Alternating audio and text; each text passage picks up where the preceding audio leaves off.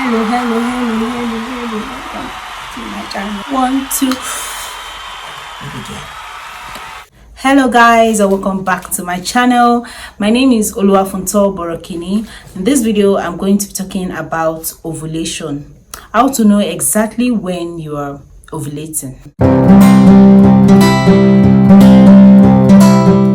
Before I get to the video, if you're yet to subscribe to my channel, please do subscribe, and I hope you do like this video. If you like this video, give me a thumbs up at the end of the video, and if you're yet to subscribe, please do subscribe. For my returning subscribers, thank you guys, I love you.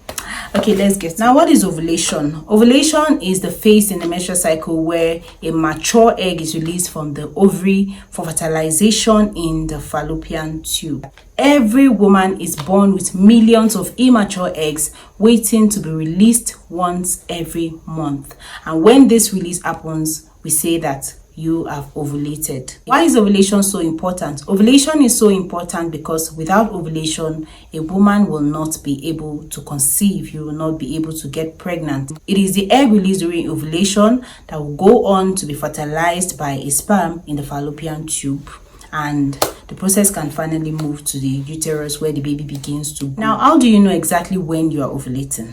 The first thing you need to know is how to calculate your cycle length. You need to be able to know your menstrual cycle length so you can figure out exactly when you ovulate every month.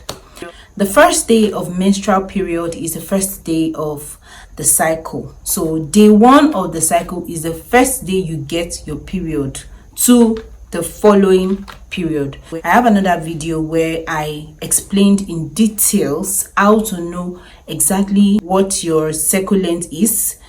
The video is very detailed and I would recommend that you do watch it. So I'll be dropping the link so that you can check it out. You need to be able to know your cycle length. It spans between 25 to about 32 days. Watch for over a period of months to know how many days your own cycle is, so you can be able to apply this information I'm giving to your own personally. So ovulation occurs 14 days to the start of your next period. So it's not just the middle of the cycle, it is 14 days to the start of the next period.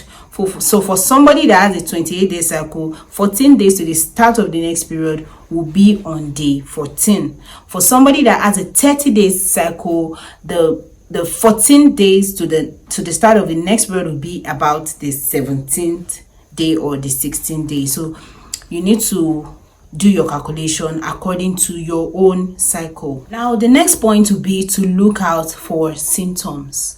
You need to look out for the kind of symptoms that you get when your period or when few days before your period. These symptoms can also occur during your ovulation. This is because slight hormonal shifts causes variety of symptoms in women, and these symptoms ranges from mid pelvic pain or lower abdominal pain to breast soreness, breast tenderness.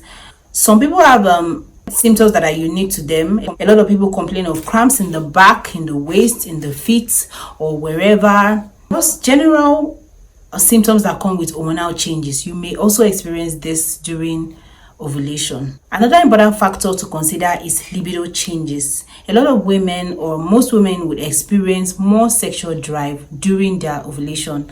This is like nature's natural way to ensure that children keep coming, reproduction keeps taking place. So during ovulation, a woman will be more receptive to sex. Another way we are going to be looking at is the cervical mucus changes. So during the period of ovulation, the body produces more estrogen, which causes the cervical mucus to be more stretchy and clear, like egg white. So it will be more stretchy and clear and slimy, basically making the sperm to be able to easily slim through. This is because the body is preparing for the sperm to come through. So in order for the sperm to be able to easily slip through, it's going to be slippery and basically more inviting, something like that. Now to the next point, changes in basal temperature.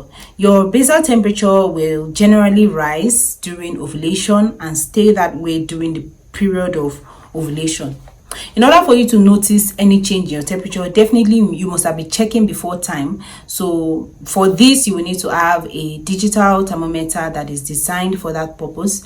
And every morning before you step out of your room, you can just easily check your basal temperature and jot down the figures. At the beginning of the cycle, the basal temperature will be kind of consistent. There may be little, slight changes, but it will be consistent.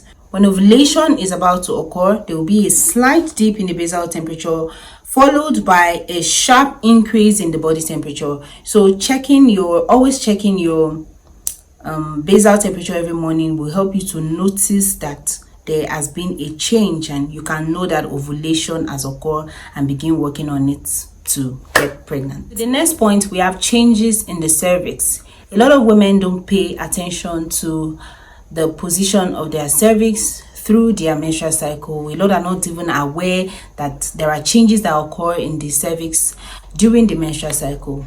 During menstrual bleeding, the cervix is usually low and hard like the tip of the nose. It is also slightly open to allow blood flow through. The cervix is positioned in the vagina. For those who do not know what the cervix is, I'm just going to be displaying it on the screen right now. So the cervix is contained in the vagina. And if you put the tip of your finger inside the vagina, you can easily feel the cervix. During bleeding, during menstrual period, the cervix, like I said, is usually low and hard. As you approach ovulation, the cervix rises up to the top of the vagina and becomes softer and moister. So rather than being as hard as the tip of the nose, it becomes softer like the lips. Reaching the cervix with the finger will not be as easy as when ovulation had not yet occurred, because the cervix has gone up to the top of the vagina. Before you examine the position of your cervix, please do ensure that your hands are properly clean, washed with soap and water, and you have to ensure that soap is not getting into the vagina as well. The best time to check the position of the cervix is right after having a bath, because you are more likely to be clean at this. Your hands are more likely to be clean at this time. Finally, to the last point, we have ovulation prediction kits and fertility monitor. Ovulation prediction kits are usually designed to measure the level of luteinizing hormones. This hormone usually peaks during ovulation. So towards ovulation, you experience a rise in the luteinizing hormones, and that is how the ovulation prediction kits can be used to know when ovulation will occur. And the sample used for this is the urine. A fertility monitor is a more effective device, or a more effective method, because a fertility monitor can show about 5 fertile days, unlike the ovulation kits that will only indicate when ovulation is taking place. A woman is not only fertile on the day of ovulation, a woman is fertile about 3 days to ovulation and the day of the ovulation, because the egg will stay alive for about 24 hours before it will be degraded. So we have about 6 days in the fertility window, but a woman is most fertile 3 days to ovulation and the ovulation day itself. To round up, I'm just going to list the points over again. First, you have to learn how to calculate your menstrual cycle, and you need to know that ovulation occurs 14 days to the start of a period. Second, you need to look out for symptoms like lower abdominal pain, waist pain, back pain, breast tenderness, breast pain, and all of those symptoms we usually get when there are hormonal shifts in the body. I also talked about cervical mucus change, talked about the position of the cervix, talked about basal body temperature, the dip and the rise in basal body temperature, and I finally talked about the ovulation prediction kits and the fertility monitor. With all of this, a combination of this or any of this, you can easily predict when you are ovulating.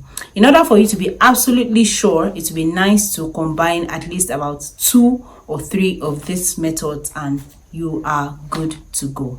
We have come to the end of this video. If you did like this video, it's time to give me a big thumbs up. Yeah, I know that button is not big, but just click on the like button. Like this video, subscribe to my channel, and hit on the notification bell so you can be notified whenever I post a new video. And I'll see you guys on the next one. Bye.